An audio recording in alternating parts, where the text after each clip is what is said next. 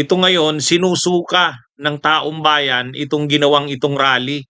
Sa halip na makakuha ng suporta ng taong bayan, galit ang taong bayan. Yan ang totoo. At yan ang masaklap. Ano, mga kabunyog? Hmm? Oh. Simula pa lang kasi pagkaumaga, ang ginawa ba naman nila, yung mga bases, yung mga bases na sinakyan ng mga rallyista, yung mga bases na ginamit ng mga rallyista, binalandra doon sa EDSA. O tingnan nyo yan, mga kabunyog. Tingnan nyo yung kagagawa na yan. Itong ano na yan binangga yung yung bus ng sa New Era yan eh. Yung mga buses na yan na ginamit ng mga rallyista, diyan sila sumakay. Ginamit yan sa paghahakot ng mga rallyista. Madaling araw nung June 30. Madaling araw nung June 30. Yung mga buses ng New Era University, ang New Era University yan na pag-aari ng INC. Ang ginawa nila, yung truck ay yung bus binalandra doon sa EDSA. Hindi na makadaan ngayon yung mga bus. Sa busway mismo binangga. Kumbaga, yung mga buses kasi dumadaan diyan. Binalandra yung imagine niyo naman ang mga ugali iyan. Ibig sabihin, talagang ang plano nila, abalahin. Ang sama, sa simula pa lang nung kanilang rally, unang araw pa lang, hindi na kaagad maganda.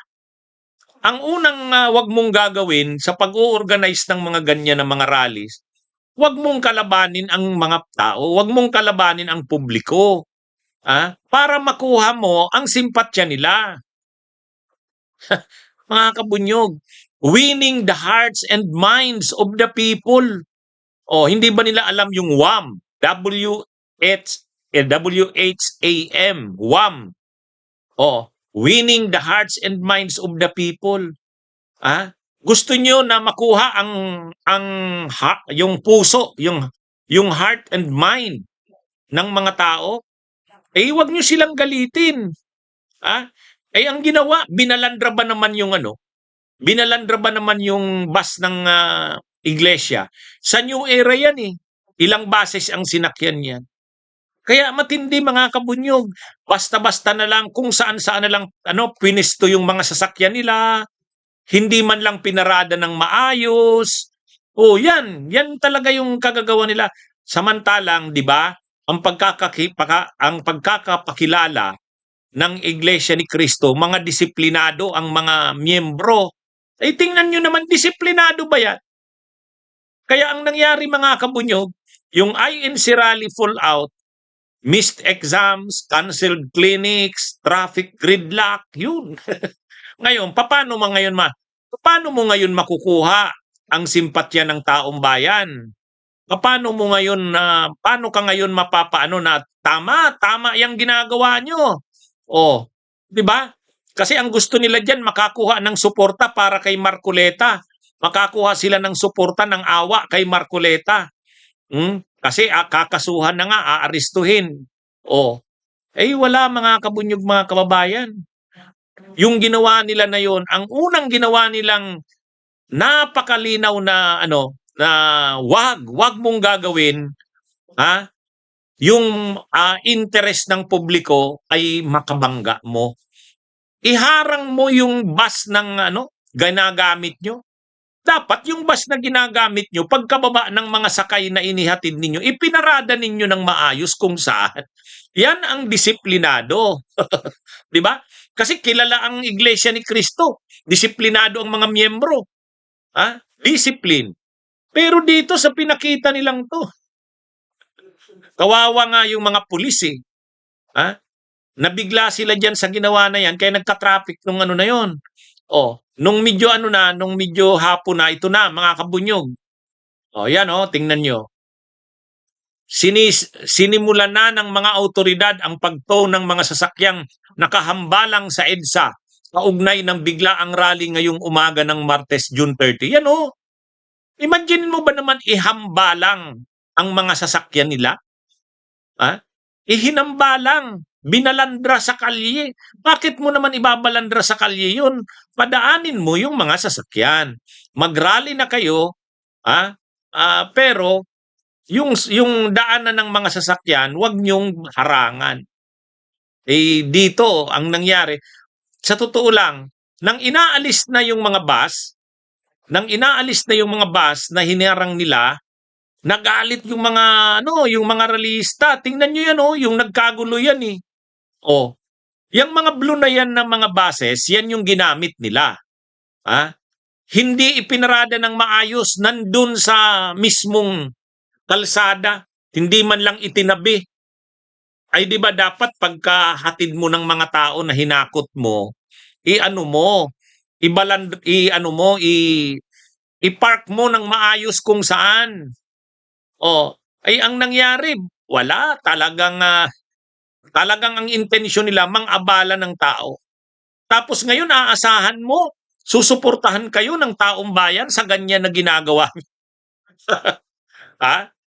Paano mo ma-win over yung hearts and minds of the people kasi wala. Sabi ni Gigi Manahan, bus operators can be sued. Hindi nga po pribado nila yan Lahat ng mga buses na yan na kulay blue, sa Iglesia ni Cristo yan, sa New Era University. Ang tatak ng mga buses na yan, New Era University. Yan ay school, university buses.